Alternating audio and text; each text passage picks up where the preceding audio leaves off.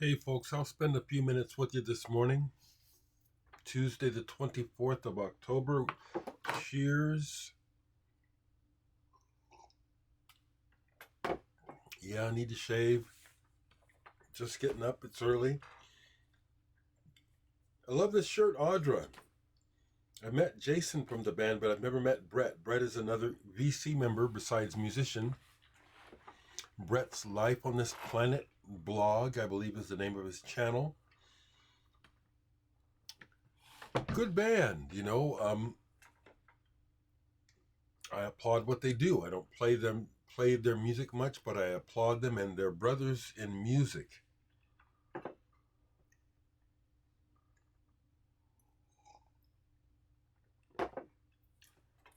Why did I get on this morning? Because I know that some of you folks look forward to something every day. And every day I don't have something to, you know, I don't always have something. And some days, and I want to just again um, share that it's the changing of the seasons, and I'm feeling it. Um, my depression, it is activated by the changing of seasons, and I'm aware of it. So there'll be times I get up and I'm cranky. I don't want to be, but it's like a state. And then I'll be thinking, I probably shouldn't talk. Who knows what I'll say.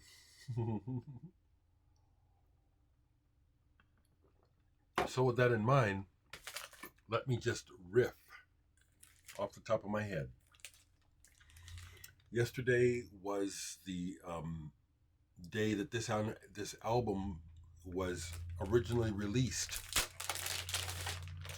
October 23rd, 1970 is the original release date for Genesis's second, but in some ways first album, Trespass. This is my American promo copy. Do I love this album? Yes, I do. I listened to it all the way through yesterday. And besides just enjoying how much I like the songs, there was a sense of nostalgia regarding looking for someone, and some of the sounds that they use are they're evocative of time and place, and not necessarily the present.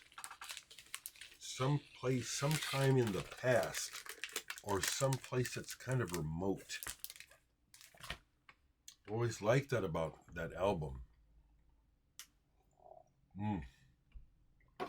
And Dusk, the opening guitar chord, which I taught myself, it's one of the songs I used to help teach me how to play guitar, along with Neil Young's Harvest.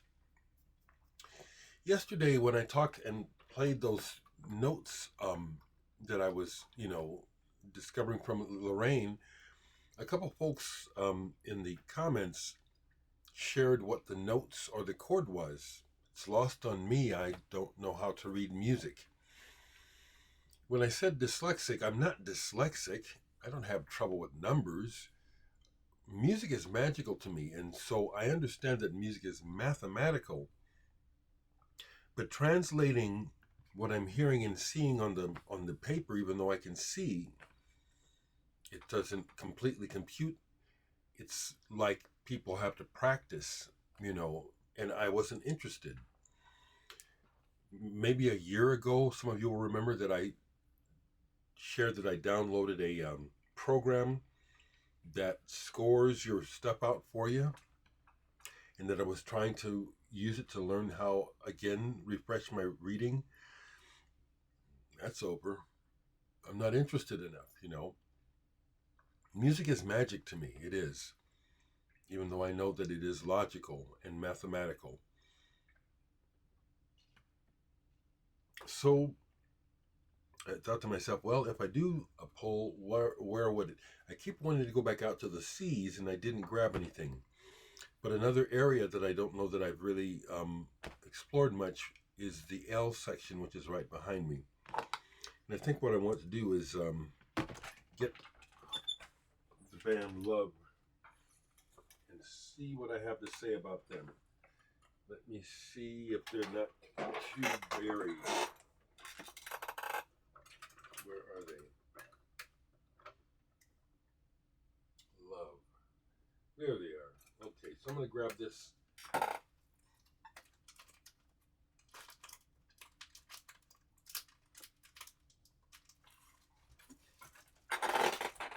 I'm going to grab this fat stack. How's that? Okay.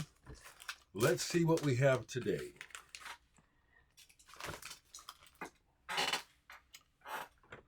Okay, so, and yeah, more of these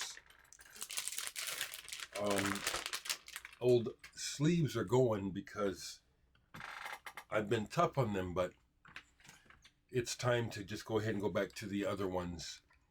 When I first got the Blake sleeves, I've turned this off, but it's nice this morning, but let me get it out of the picture.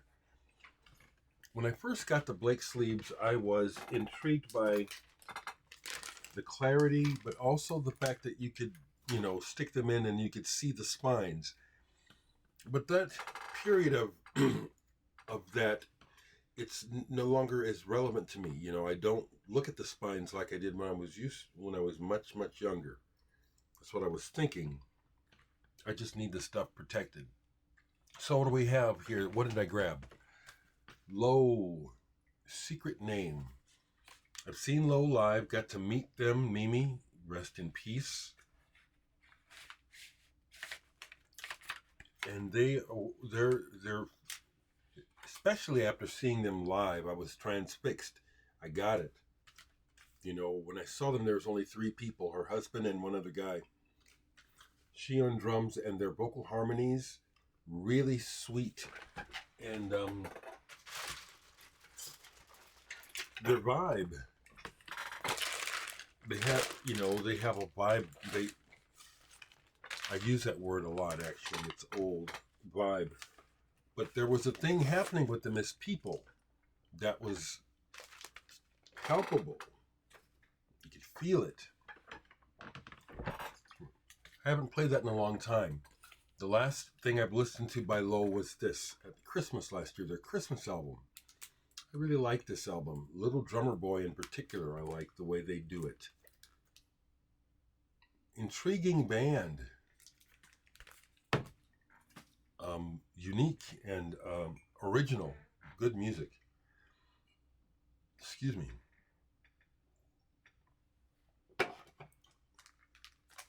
Oh, this one is good. I can't recall any titles, but The Great Destroyer, Low. This is some good stuff. When I Go Deaf. Death of a Salesman, Walk into the Sea.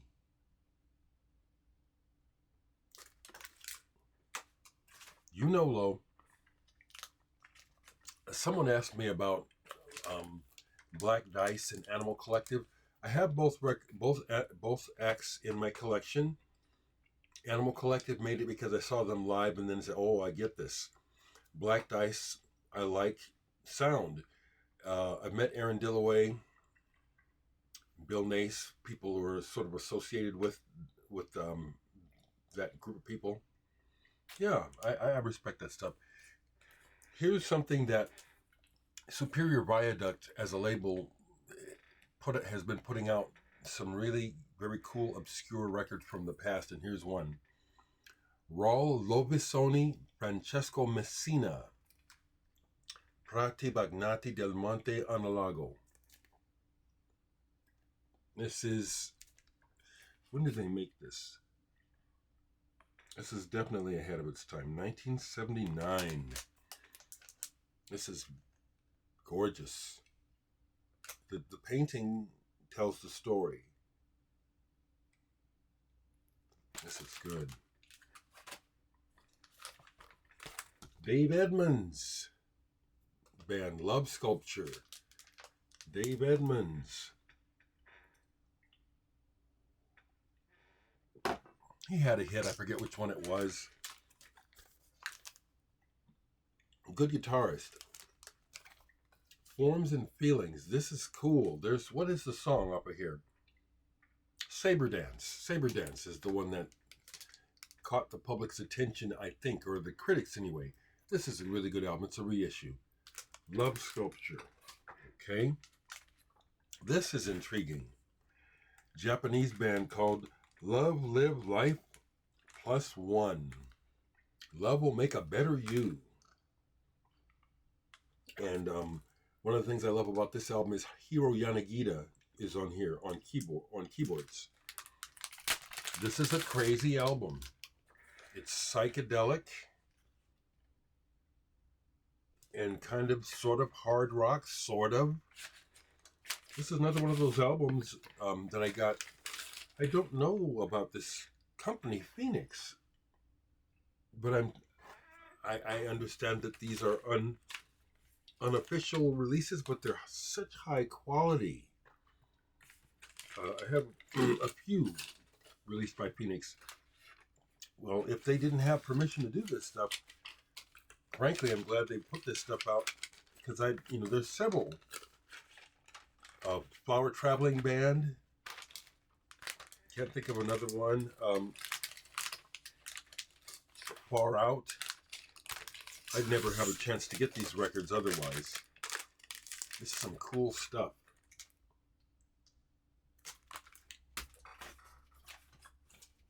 Depending on what I do today, possibly today is a possible Hank Red Day. But I let him decide, and if it's at the last minute, that's fine. If he wants to get together and work. So now we get to the band Love. The band that led Elektra Records to signing the Doors. Do y'all know that story? Here's their album Out Here. Love, Out Here. Were these guys role models for me as a black kid looking at music? From my perspective, absolutely. A rock band that had a hit with two black guys in it. My Little Black Book, fantastic.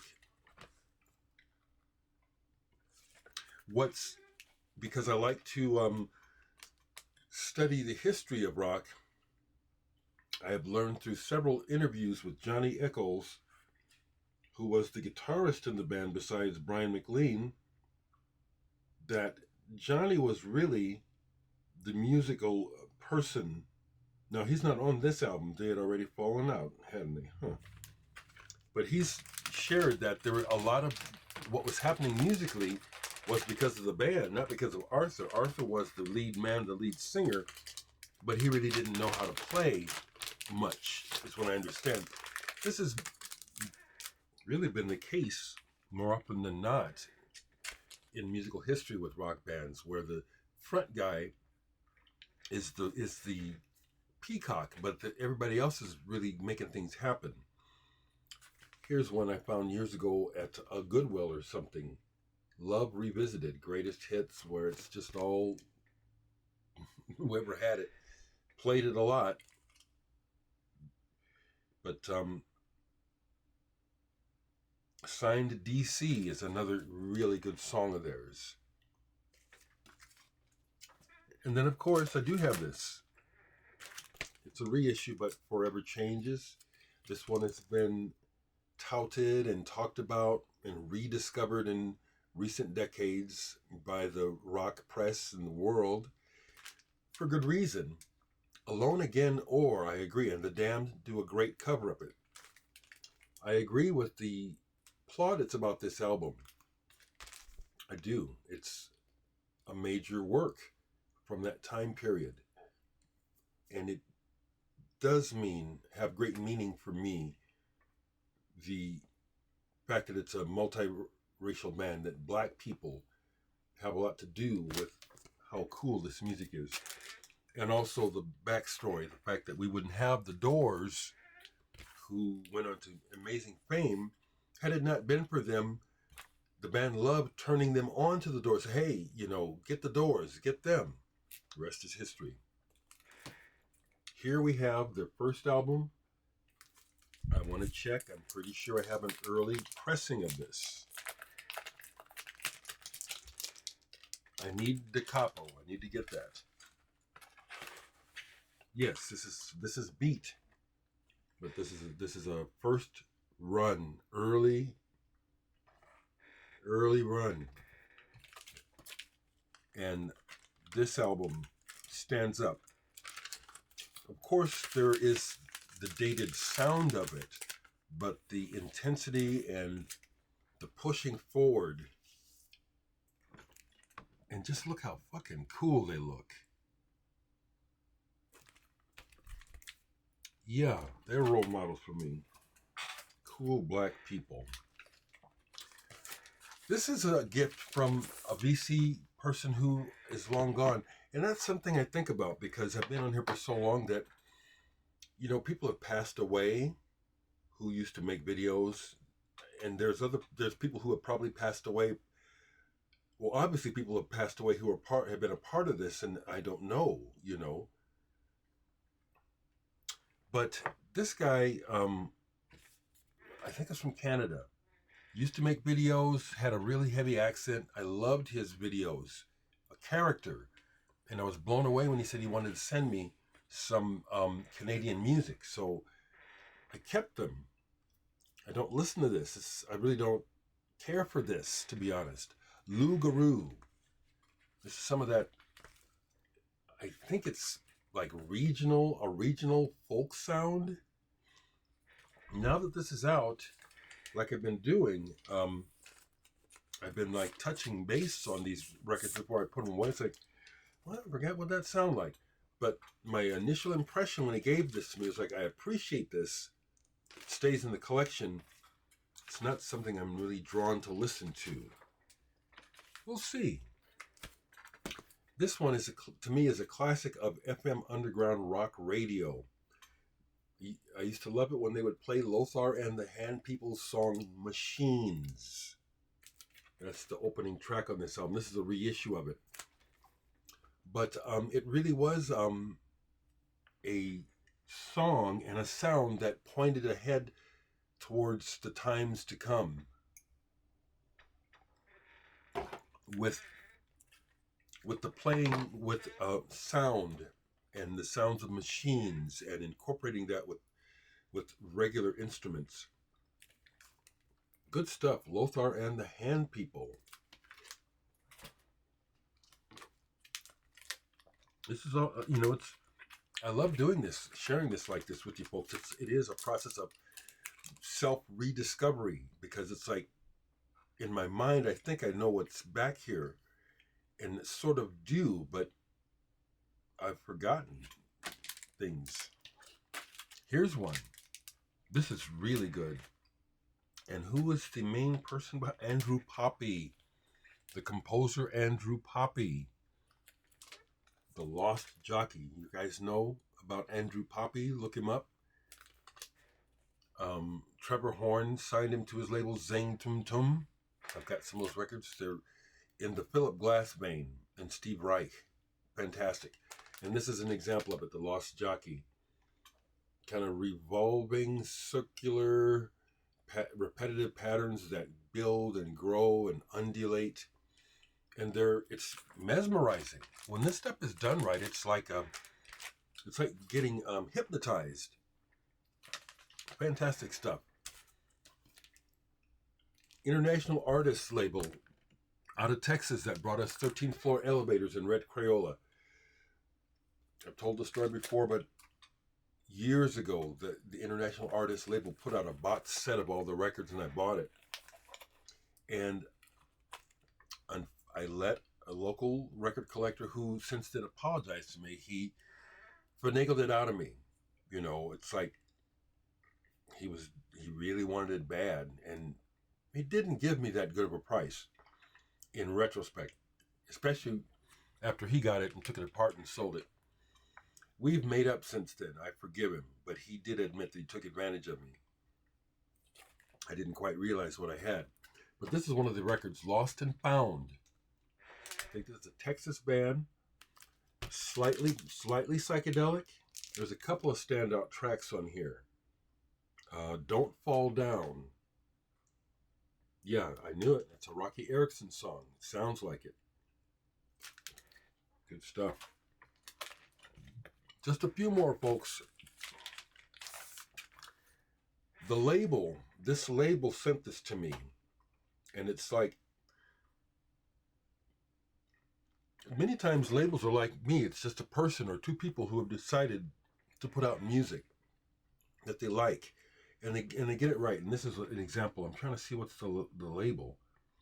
Can't even see the name of the label here. Oh, there it is. Low Bit Landscapes. This came out in 2015. Lorna Dune. Miamisphere. Is that a nice cover? Does the music match the cover? Thank goodness it does. Because as in my early days of just wanting to find stuff, when I could afford to, especially when you find records that have been marked down, I would take chances on records based on the cover. And many times was disappointed. And still to this day, it would happen. I would do it still now if I had the money to spare. I would like go into the used sections or mark down and say, this looks interesting, even though I can kind of tell by other information that I could probably kind of know what it is. But I used to enjoy that.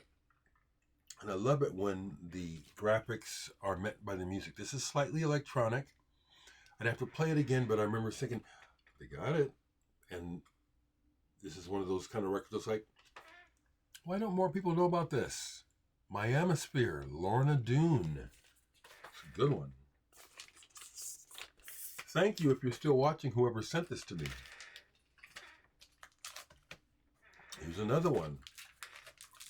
I don't remember buying this. I think someone sent it to me. And again, over the years, people have sent me some amazing records. And this is one that's very cool. It's a numbered, limited edition reissue of the Rudiger Lorenz album, Invisible Voices. Love stuff like this. I'm not dissing the Stones, but I'm using them as a measuring stick of what is important to me and what I like and what I value. And this is just much more interesting to me than the Rolling Stones trying to redo the blues and R&B over and over and over again with their tired asses. I love them as people. But this is the stuff that stimulates my imagination, and I enjoy listening to this stuff much more than rehashed R&B. Some of you folks who are watching probably kind of know why I'm still doing that. I love the Rolling Stones. This is really good. It's number 798 out of 1,000 pressed, numbered. This is good.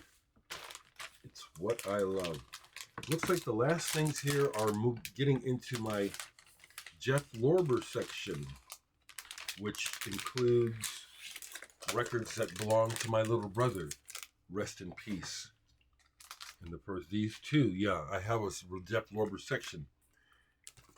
This one, because it's in good shape, was my copy. It's a fact. Keyboard player. You know, he kind of looks like Kenny G, but this man is a badass player.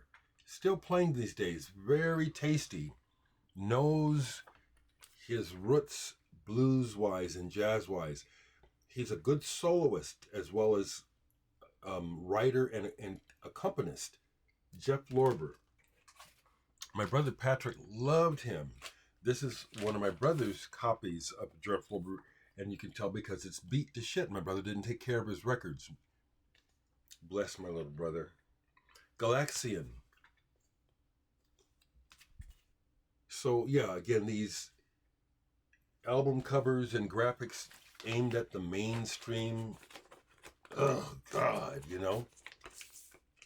So much of, you know, the mainstream is so mediocre. That's why I say these things, you know. But this is good music, but they had to sell it. So there's that personality appeal thing that goes on. Okay? Pardon me, I need to shave. I'm about out of here, folks, but you're not getting out of here without me saying this again. I'm hearing from you folks, you know, the one person who thought they would give me some criticism yesterday, it didn't work because I deleted it, I'm not leaving that stuff up. You showed your hand. It's like you don't like what I said about the Stones. This isn't a Stones album. This isn't about entertainment. This is very personal. And this is not tepid or whatever word you used. It's not. You listen again. You wait. You get yourself in the right mood. This is really very personal music. Ain't nothing tepid or whatever that word was you used. Ain't nothing like it, no. And I'll share more if you need to know, because I made this music not to entertain anyone, not even to entertain me. I make this music because I have to. And a lot of this music has a lot of personal meaning to me, and I'll share one. The titles, generally speaking, are working titles. They don't have meaning. It's like, this is what I came out with, and that's what it is. Number 7, which is my number, 7. I'm a July baby, 7th month, on the 7th day, 1955, 7/7/55. Same birthday as Ringo Starr, except he's much older. The number 7 song in here is called Cho, CHO. I'm not sure what the working title, it was what came out. But that music was me expressing my grief I wrote it right after my brother died. And when I got it to the point where it was like, this is the shape I want, and I can sit back and listen to it, it makes me cry. So this is very personal. And the majority of people who are getting this are letting me know because they're hearing it. Ain't nothing half-baked about this. Just because you don't like what I said about the Stones is why I got that diss. And I don't accept it because I know the story behind this. And I keep putting this in your face because every day I have over 1,000 people every day watch my videos. But I've only sold 100 CDs. Buy my new CD. Buy my music. Help me stay afloat. The Stones are rich. Once again, I am aware because of human behavior that the response to this is going to be a spectrum. Some folks will understand what I'm saying. Other folks will say, well, he ought to just shut up. He's shooting himself in the foot. I know that some folks will respond like that. That's the reality of the world. We all don't see things the same way. I need to get this message out because, like I keep saying, I'm the only person who can do it. I can't afford publicists. I don't have the money. If I had the money, I love the Rolling Stones, I do, but I would just say this, like, if I had their money and had the opportunity to record like they do, could I put out something amazing? Yes, I could. The other thing is I can play like the Rolling Stones. I know how to rock. The thing that they studied about black music and the blues, it's in me. First, not second. First, direct source. I can do it. So that's why I'm running my mouth. It's not a diss. I love those guys. People take what they want. People hear what they want, or whatever their filter makes them think. I know that, so I just go ahead and say what I'm thinking. The last thing I'm going to say about this, people, if you're still with me, is I want to thank Edward Caspell of the legendary Pink Dots. He is the person in conversation who inspired me to go ahead and stop fretting about whether or not my stuff is good enough to put out. Because I've made several recordings to put out, but I always go through that. And it's like, Edward he just works in his little room and he puts it out. And that's what I'm doing. because it's substantial. Okay, that's enough of me. Let me know how you're doing, and please, I need your support. Unlike the Rolling Stones, they've got plenty of money. I'm at poverty level, okay? And once again, if it turns you off, there's nothing I can do about that. I'm telling the truth of my life, okay? Have a good day or evening whenever you see this.